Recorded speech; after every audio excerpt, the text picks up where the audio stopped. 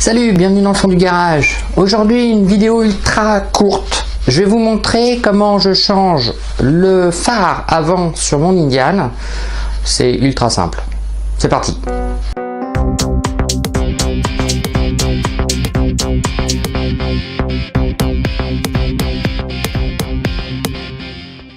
Alors déjà, dans un premier temps, pourquoi je change le phare?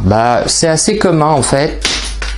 C'est assez commun. La plupart des phares de moto, modernes ou pas, enfin peut-être pas, on va dire les japonaises, mais au moins les Indian, ça c'est sûr, ils mettent des phares avec des ampoules. Alors, on est en 2019, c'est vrai que on va dire 80% des voitures ou des véhicules qui sortent sont avec des LED, mais chez Indian, ils ont mis les clignotants à LED, mais pas le phare. Bon.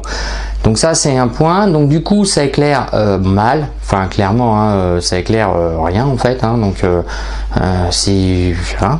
Même si je roule pas spécialement la nuit, je me suis dit que c'était quand même vachement plus fun d'avoir un phare qui éclaire quand il fait sombre. Donc j'ai suivi pas mal de conseils de forum, hein, du forum du Fire, et il y a beaucoup de riders qui mettent un phare LED que l'on trouve facilement chez AliExpress. Donc il y en a énormément, hein.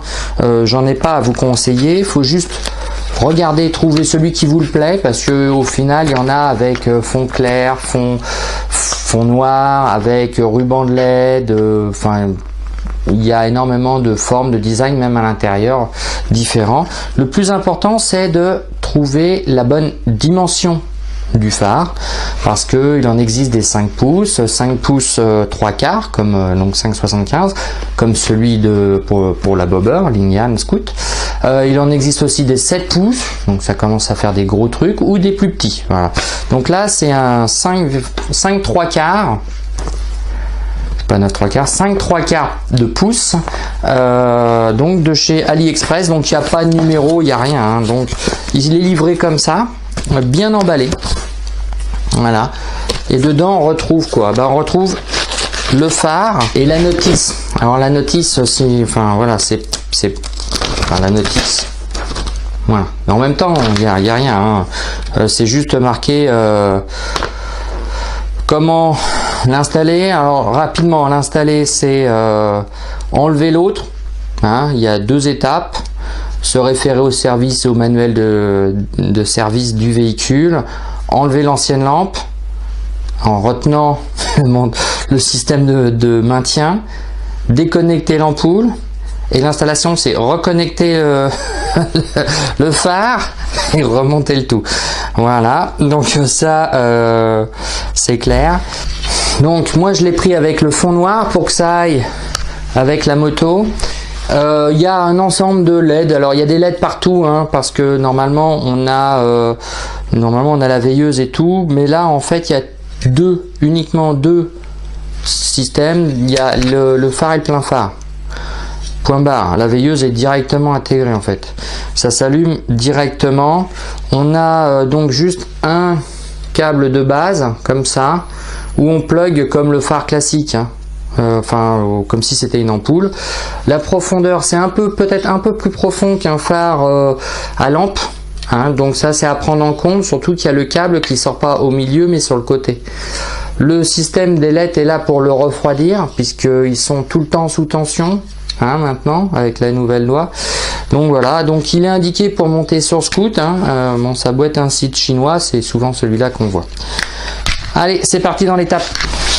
Bon, globalement le phare est ici. Alors de base il est avec le cache qui est là, voilà. Donc il n'y a rien de compliqué, hein. Il y a les supports à enlever, voilà, qui le maintiennent, hein. Donc mais ça dépend des bécanes. Je suis en train de travailler sur mes clignotants en bout de guidon, c'est pour ça que c'était déjà ouvert. Donc une fois que c'est enlevé, vous avez l'ensemble qui se présente comme ça. Voilà. Alors sur le bobber, tout est intégré dessous, mais dans un Scout classique, le phare, il y a l'ensemble phare où tous les câbles sont à monter à l'intérieur, mais les plus profonds. Là, on n'a qu'une petite partie. Voilà. Donc, je vous montre un peu plus en détail. Alors voilà, on a l'ensemble, donc ça c'est la languette pour éviter que l'eau, enfin réduire les entrées d'eau. Donc on a l'ensemble, est-ce qu'on voit bien? Oui, l'écrou qui est monté, donc ça c'est la zone de réglage, donc c'est à bien voir parce que avec un phare LED, ça peut effectivement mettre l'horizon un peu plus haut, mais globalement il n'y a que deux vis, une ici, voilà, et la même de l'autre côté pour enlever le cache qui est devant.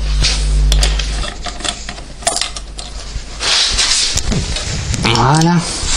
Derrière se trouve la prise. Donc, c'est comme pour les bagnoles, c'est aussi inaccessible. Voilà. Donc c'est une prise toute simple. Hein. On n'a que les trois trucs là. Et il y a normalement la veilleuse. Voilà. Donc voilà. On a l'ensemble qui est déposé. Le phare il est là, donc on a quelques clips à démonter pour enlever le cache.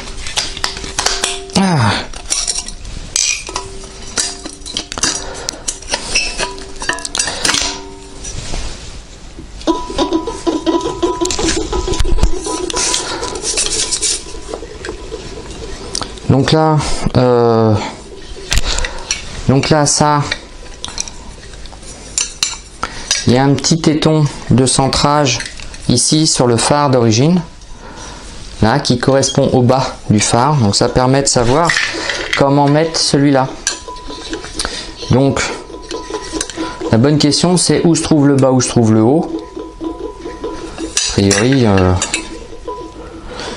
il y a une écriture là, donc ça c'est le haut, donc on va centrer ça comme ça. Voilà, donc ça se met bien, il n'y a pas de complications à se prendre la tête. Première chose à faire avant,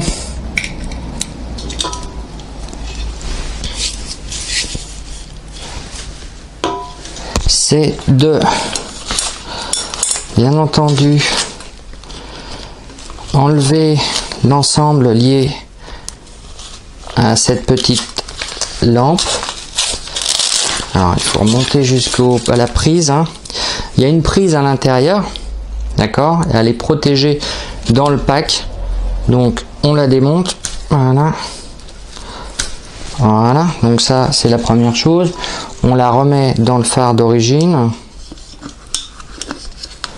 on garde précieusement le phare d'origine parce que si par exemple on s'aperçoit que l'éclairage ne nous convient pas, eh ben on peut toujours revenir en arrière. Voilà, donc l'autre truc c'est que ça, on peut pas non plus s'amuser à les laisser comme ça, hein, vous comprenez bien, là il y a du plus, il y a du moins, donc on va les isoler simplement séparément et puis ensuite les attacher pour que si on a besoin de les retrouver, on les retrouve facilement. Moi je vais faire ça avec de la gaine thermo. Bon, alors si j'ai un conseil à vous donner, n'utilisez jamais du scotch d'électricien pour étancher quelque chose, attacher, isoler quelque chose, mais c'est pas fait pour résister à l'eau dans le temps, et l'eau s'insinue systématiquement dessous. Moi ce que je fais, je remets une gaine thermo par dessus, vous voyez, je la chauffe, donc la rétracte bien et je la replie au bout comme ça jusqu'en bas, et là je les attache au niveau du retour pour que l'eau ne pénètre pas de manière générale. Puis après elle est quand même dans la sacoche, hein, à l'abri, mais voilà, là je suis sûr que ça rentrera pas dans l'ensemble. Voilà.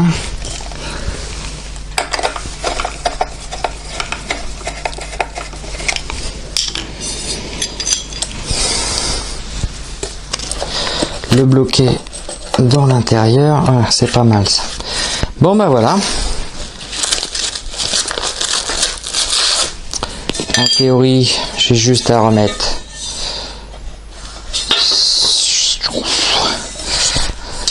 la vache, ça lui donne un look impressionnant. Globalement ça a quand même une autre gueule en black comme ça, hein.